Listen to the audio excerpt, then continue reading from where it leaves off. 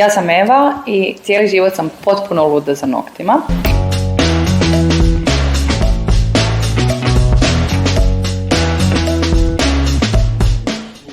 Nail Lab zamišljen je za veliki broj klijentica, ne za mali broj. Upravo radi toga što postoji velika potražnja za vrlo jednostavnim i urednim noktima. I to smo htjeli omogućiti svima.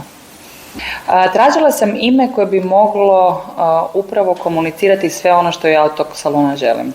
Najvažniji su mi nokti, a drugo najvažnije mi je da bude čisto, uredno i standardizirano. A što će bolje komunicirati to nego laboratorij? Kada bih morala birati između urednosti i brzine, a u stvari moram birati između urednosti i brzine, svakako uvijek biram urednost. Imamo ekstra vrijeme dodijeljeno upravo radi toga da budemo uredni, čisti i po svim higijenskim standardima na vrhuncu. Upravo dio koji je mene najviše smetao kao klijenticu je način naručivanja. Svaki put bih morala nazvat, u najboljem slučaju poslati poruku. Kad bih poslala poruku, jako rijetko bi mi odgovarali u nekakvom pravovremenom roku. Međutim, najsigurniji, jedini siguran način mi je bio da to radim uživo. I to uživo najčešće bi zapisivali u neku bilježnicu. I te bilježnice su mi u najmanju ruku djelovale sumnjivo, odnosno zaista nisam bila sigurna hoću li ja kada dođem na svoj ugovoreni termin dobiti taj termin za koji sam došla. Tako da sve to skupa meni nikako nije bila opcija. Jedino isključivo moguće za mene je bila aplikacija. Digitalizacija kao pojam podrazumijeva prelazak na digitalno. Meni nikada nije postojala opcija da otvorim salon, a da bude papirnato, isključivo putem aplikacije. Bilo što drugo nije bilo moguće. Prije otvaranja salona svaki detalj je bio jako pomno istražen. Upravo radi toga, pri odabiru aplikacije, osobno sam radila anketu među brojnim kozmetičarkama koje su pokušale uvesti tako nešto u svoj salon. Više manje, najveći broj odgovora je bio upravo Zoja. A onda nisam puno razmišljala.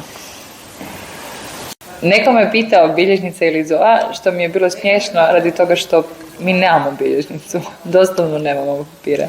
Bez aplikacije ništa. Često iskustvo kod pitanja da li se klijentice naručuju telefonskim pozivom ili putem Zoja aplikacije. Odgovor je u 90% slučajeva isti. A to je da prvi puta nazovu i kad saznaju da imamo aplikaciju, više nikad ne nazovu. Klijentice su oduševljene naručivanjem preko Zoje zato što vide sve slobodne termine same, znači nema ono a sada, a tada, kada je slobodno, znači sve odmah vide i pogotovo za mlađe generacije zato što nismo toliko vješti u razgovaranju sa ljudima i to izbjegavamo i da kada online to mogu napraviti su jako sretne. Njihova reakcija je pozitivna na naše online naručivanje u salonu. Zoja je jednostavna za korištenje i nema nikakvih komplikacija. U Nail Labu je velika potražnja za poklon borovima, pogotovo kad je vrijeme darivanja. Često žene dođu i pitaju da li mogu pokloniti nekome od nekih tretmana. Ljudi jako vole opći poklon bonova kad dođe vrijeme Valentinova i Božića i rođendana. Jako je elegantan način za nekome pokloniti nešto lijepo.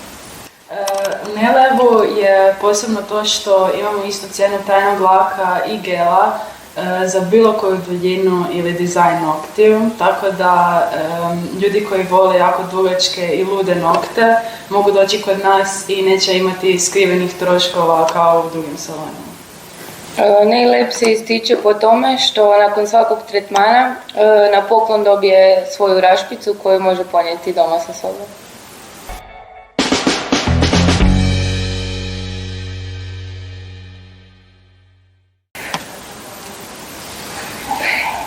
Vrlo skoro pripremamo otvaranje još Nail Labova i jako se veselimo saznati kakvo rješenje Zoja ima za nas i za naše klijentice da tu ne bude zabuna. Ja prevladam.